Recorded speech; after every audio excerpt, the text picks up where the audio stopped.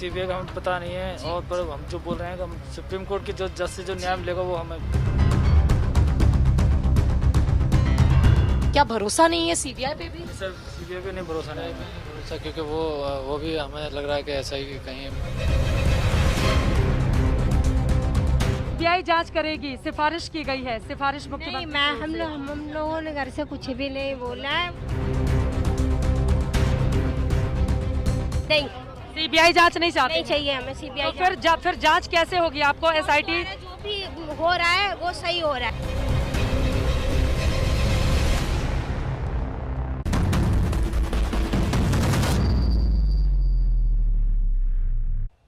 नमस्कार, आप देख रहे हैं आज तक। आपके साथ मैं हूं सईद अंसारी। हाथरस की बिटिया को इंसाफ दिलाने की जो जंग शुरू हुई थी वो अब इंसाफ की मंजिल की तरफ बढ़ रही है। अब तक इस मामले की जांच योगी सरकार की बनाई हुई एसआईटी कर रही थी, मगर अब हाथरस में बिटिया के साथ हुई हैवानियत की जांच सीबीआई कर रही है। सीबीआई ने जांच का जिम्मा संभाल लिया है। सच अब बस सामने आने वाला है। ये लोग इन लोगों ने पहले से साजिश रची होगी। मेरे बेटे निर्दोष हैं। फांसी चाली है ये झूठ इल्जाम लगाए हो।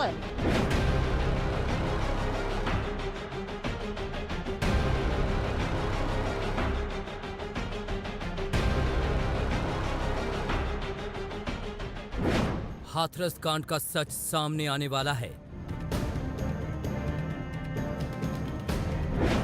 सामने आएगी हाथरस में हुई क्रूरता की पूरी कहानी। हाथरस में हुई साजिश की हर परत खुलने वाली है।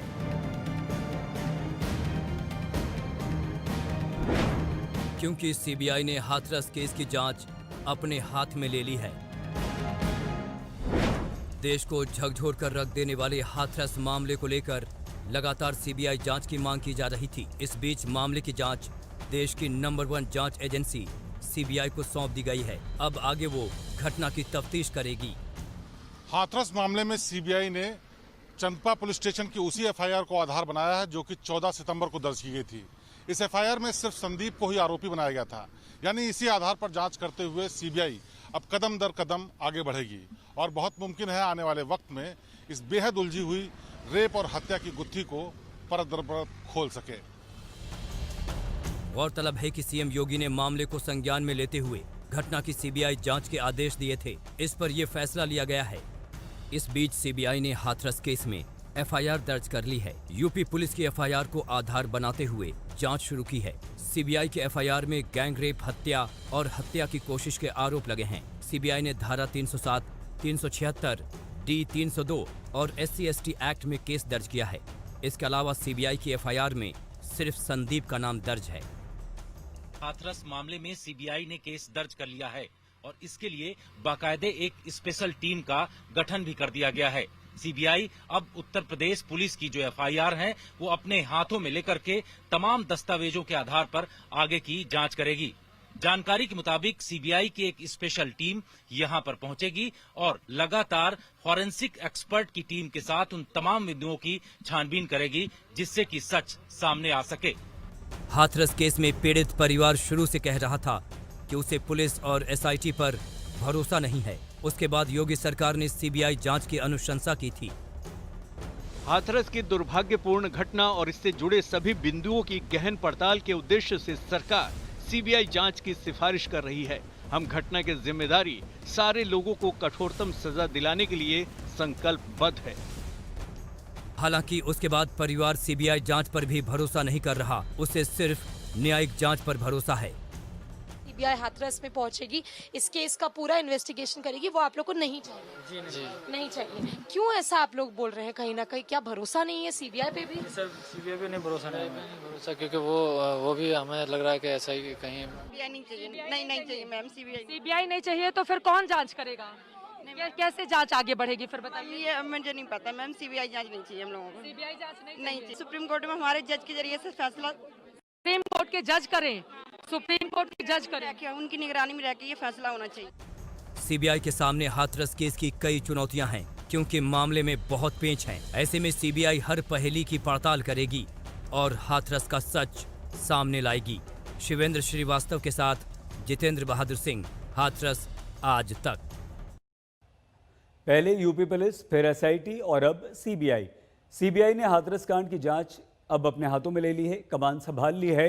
ऐसे में कई ऐसे सवाल हैं जिनका जवाब अभी तक नहीं मिल पाए हैं। सीबीआई अब इस सबसे रहस्यमयी मौत से जुड़े तमाम सवालों के जवाब ढूंढेगी, खंगालेगी।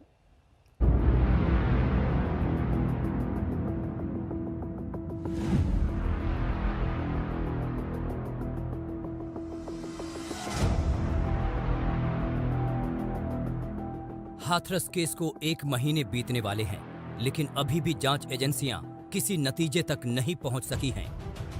पहले जिले की पुलिस ने जांच की, लेकिन पुलिस की जांच सूबे के मुखिया के लिए सिरदर्द बन गई और पुलिस को एक्शन की मार झेलनी पड़ी। उसके बाद यूपी पुलिस की तेज तर्रार एसआईटी मामले की जांच में जुटी, लेकिन वो भी मामले की तह तक नहीं पहुंच सकी। पहले तो 7 दिनों में रिपोर्ट देनी थी, लेकिन पेंच इतने उलझे हुए थे कि एसआईटी ने सरकार से 10 दिन की मोहलत और मांग ली। अब मामला यूपी पुलिस से होते हुए सीबीआई तक पहुंच गया है। जिस सच की तलाश में एसआईटी जुटी थी, अब उसी की तलाश सीबीआई करेगी। एसआईटी की अब तक की पड़ताल से जाहिर तौर पर सीबीआई को मदद भी मिलेगी। हाथरस के रेप और मर्डर के मामले में अब एसआईटी की जांच के साथ साथ सीबीआई की भी जांच चलेगी। एसआईटी अपनी रिपोर्ट यूपी सरकार को देगी कि आखिरकार अफसरों की तरफ से इस पूरी घटना में क्या लापरवाही हुई, और इन्हीं दस्तावेजों के आधार पर आगे की जांच सीबीआई करेगी। लेकिन सीबीआई की जांच करने का तरीका एकदम अलग होगा। सीबीआई इस रहस्यमय मामले की जांच करेगी और कई सवालों की पड़ताल करेगी।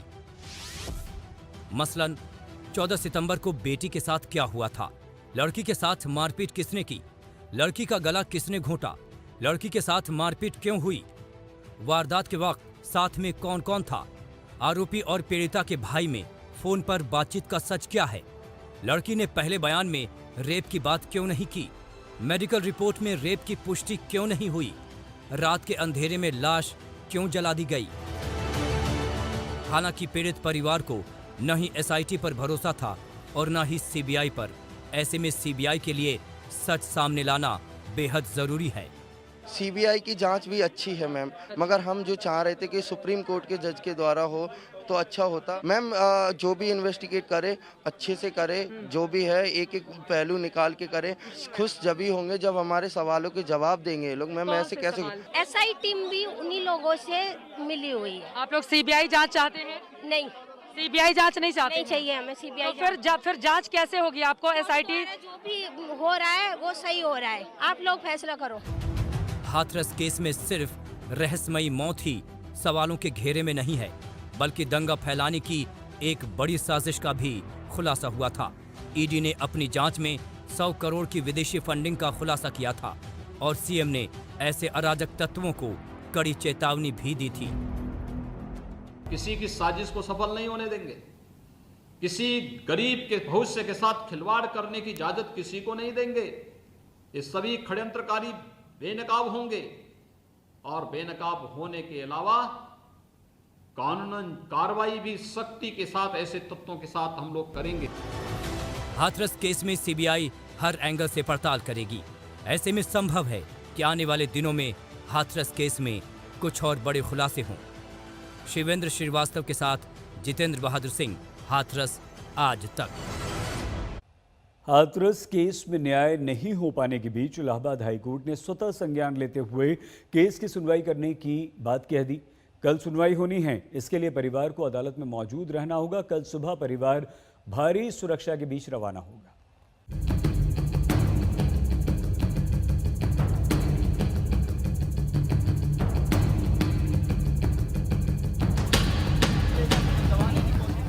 जिस हाथरस कांड को लेकर पूरा देश पिछले 26 दिन से उबल रहा है, उस पर कल इलाहाबाद हाई कोर्ट में सबसे बड़ी सुनवाई होने वाली है।